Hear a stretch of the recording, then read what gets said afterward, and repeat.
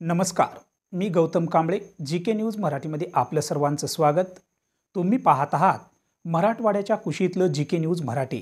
आता घेऊ विविध क्षेत्रातील राजकीय, सामाजिक, आर्थिक, कृषी आणि क्रीडा व तसेच शैक्षणिक विषयी घडामोडींचा आढावा. चला तर वळूया पुढील बातमीकडे.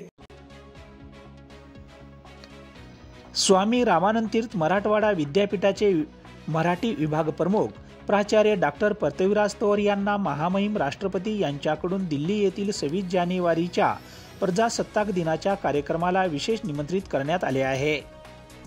नांदेडच्या पोस्ट डाक विभागाने त्यांना हे निमंत्रण पत्र वैयक्तिक जाणून दिले. हे निमंत्रण माझ्यासाठी आणि स्वामी रामानंद तीर्थ मराठवाडा विद्यापीठ व मराठी भाषेवर प्रेम करणाऱ्या प्रत्येकासाठी अभिमानास्पद असून नुकताच मराठी भाषेला अभिजात भाषेचा दर्जा मिळाला आहे.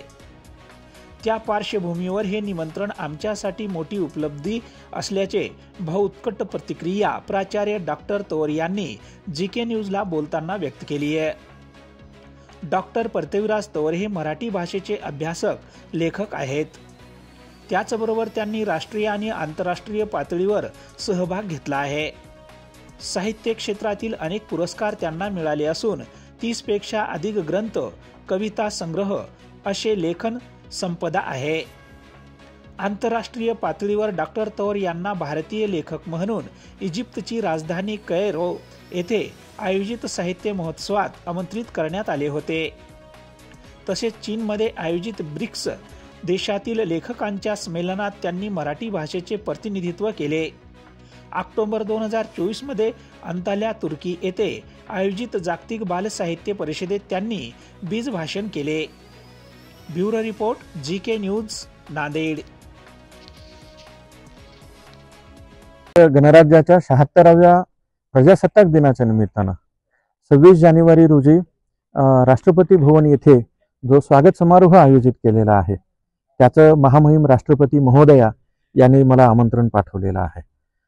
माझ्यासाठी ही माझ्या आयुष्यातल्या एकूण परमोच्च आनंदाच्या क्षणांपैकी हा एक क्षण आहे असं मला वाटतंय की मी जे काम मागच्या 3 दशकांपासून करतो आहे, मागच्या 30 वर्षांपासून भाषांतर, प्रत्यक्ष कविता लेखन आणि नंतर मागच्या 20 वर्षांपासून मराठी भाषेच्या संदर्भातलं जे काही संशोधन करतो आहे त्या एकूणच कार्याचा हा सन्मान आहे असं मला वाटतं. हा सन्मान केवळ माझाच आहे असं नाही, तर मी ज्या ठिकाणी काम करतोय त्या स्वामी रामानंद तीर्थ मराठवाडा विद्यापीठाचाही हा सन्मान आहे.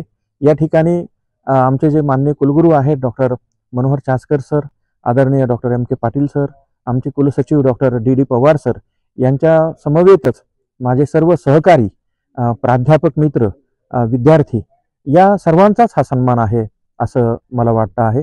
खरं तर अलीकडंच केंद्र सरकारनं मराठी भाषेला अभिजात भाषेचा दर्जा दिलेला आहे. हा एक गुढीपाडव्याचा सण असल्यासारखा सण त्या दिवशी महाराष्ट्रानं अनुभवलेला आहे.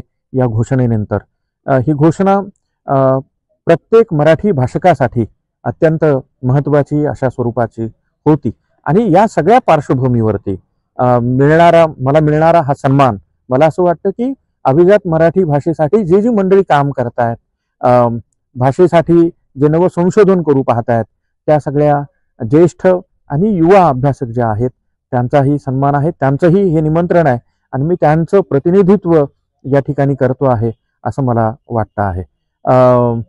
तुम्ही पाहत आहात महाराष्ट्राच्या कुशीतलं जी.के. न्यूज मराठी. सात जनतेची, भूमी महाराष्ट्राची.